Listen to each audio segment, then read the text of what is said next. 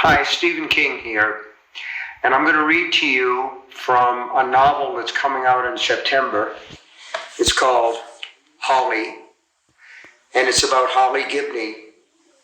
I've written, I think, 6 times about Holly and her friends, Barbara and Jerome Robinson, and I'm always interested to come back to them and see what they're doing, Holly in particular, but in this case, I want to read to you about Barbara Robinson, who's discovered that she's not only enjoys writing poetry, but that she's very, very good at it.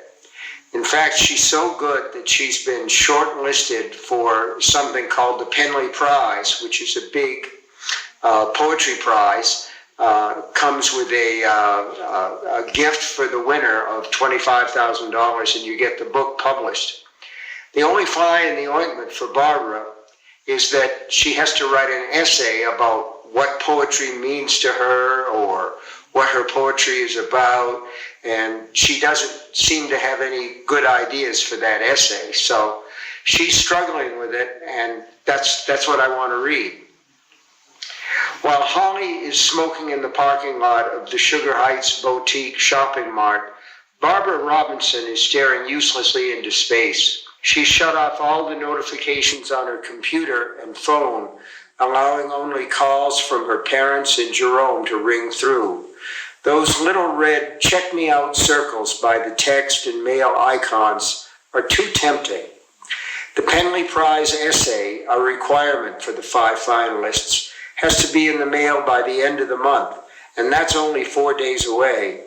Make it 3, actually. She wants to take her essay to the post office on Friday and make absolutely sure of that postmark.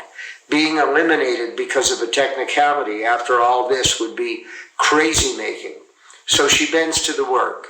Poetry is important to me because horrible, like the first line of a middle school book report, delete. Poetry matters because worse, delete.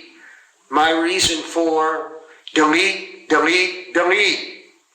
Barbara shuts off her computer, spends some more time staring into space, then gets up from her desk and shucks off her jeans. She pulls on a pair of shorts, adds a sleeveless tee, ties back her hair in a sloppy ponytail, and goes running.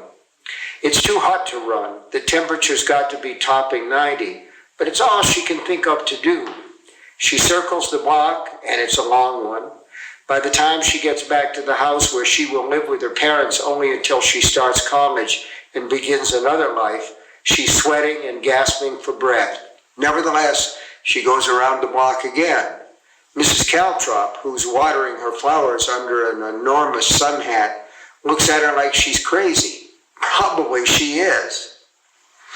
In front of her computer, looking at the blank screen and the flashing cursor that seemed to mock her, she felt frustrated and, face it, scared, because Olivia refuses to help, because her mind was as blank as the screen. But now, running full out with sweat darkening her shirt and trickling down the sides of her face like extravagant tears, she realizes what was beneath the fright and frustration.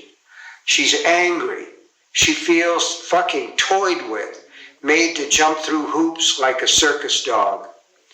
Back in the house, for the time being all hers with her mother and father at their respective jobs, she takes the stairs 2 at a time, leaves a path of her clothes in the hallway on her way to the bathroom, then gets in the shower with the handle turned all the way to C.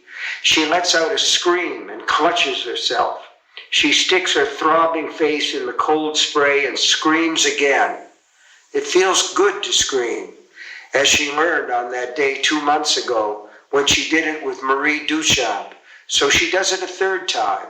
She gets out of the shower shivering and covered with goosebumps, but feeling better, clearer. She towels up and down until her skin is glowing, then goes back to her room, picking up her clothes on the way. She tosses them on the bed, goes naked to her computer, reaches for the button that turns it on, and thinks, no, wrong. She grabs one of her school notebooks from the shelf beside her desk, flips past scribbled notes on Henry VII and the War of the Roses, and comes to a blank page. She tears it out almost carelessly, not ignoring the frayed edge, but glad of it. She's thinking of something Olivia said to her one morning in one of their meetings. She told Barbara it came from a Spanish writer named Juan Ramon Jimenez, but she, Olivia, first heard it from Jorge Castro. She said Jorge claimed it was the cornerstone of everything he ever wrote or hoped to write. If they give you lined paper, write the other way. Barbara does that now, writing her essay quickly across the blue ruled lines. According to the Penley requirements, it is not to exceed 500 words. Barbara's is much shorter than that. And it turns out Olivia is here to help her after all, with something else she said on one of those morning meetings that have changed her life, maybe more than college ever will. I write poetry because without it, I am a dead engine. She pauses only for a moment, then adds that I should be asked to write an essay about my poetry after sending so much of it to you is idiotic. My poetry is my essay. She folds the ragged-edged sheet twice and stuffs it into an envelope that's already stamped and addressed. She throws on some clothes, runs down the stairs, and goes out the door, leaving it open. She sprints down the block, probably ruining her cold shower with fresh sweat. She doesn't care. She needs to do this before she can change her mind. Doing that would be wrong, because what she has written is right. There's a mailbox on the corner.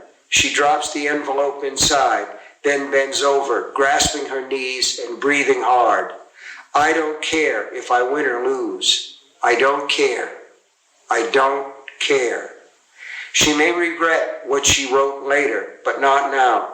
Standing at the mailbox, bent over with her wet hair hanging in her face, she knows it's the truth. The work matters, nothing else. Not prizes, not being published, not being famous. Only the work.